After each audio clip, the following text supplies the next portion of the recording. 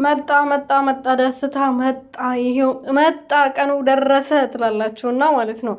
ደስታ በዚህ ሰዓት ሩትዬ ብቻዋን ነች። ሩትዬ ብቻዋን አግኝተው ሊያኝኳት እኮ ነው ሊበሏት ማለት ነው። ብቻዋን በቃ ማንም አጠገቧ የለም። ሁሉም እየዞረበት ነው እየተገለበጠበት ነው።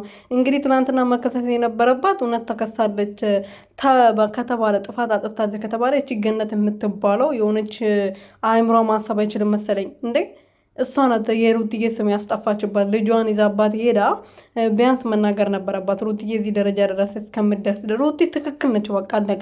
ልጇን መጥቶ የጠየቁት ልጅሽ ሀያቱ ጋር ማደግ አለበት ያሉት ገነት ሳትሆን ዴቭ እና ቡዜ ነበሩ። ስለዚህ እነሱ የመጠየቅ ደግሞ መብት ነበራት ግዴታም ነበረ። ስለዚህ እሷ ምንም ጥፋት የለባትም። ግን እነዚህ አረመኔዎች ይህ አብራ የሚባለው የሰው አረመኔ እባብ ማለት ነው። እባብ ነው ሰው ሳይሆን እሱ ከሷታል። እሷ ምንም አትሆንም። ልጇንም ትታ ወደ እስር ቤት አትገባም። ምክንያቱም የልጅ እናት ነች።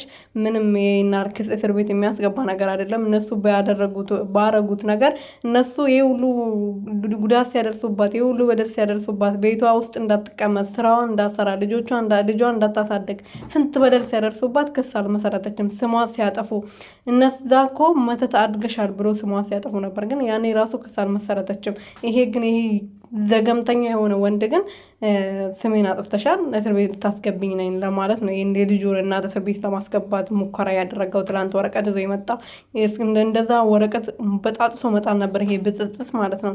ሰላም ቤተሰብ እንዴት ናቸው? ደህና ናቸው? ሰላም ሁሉ መልካም።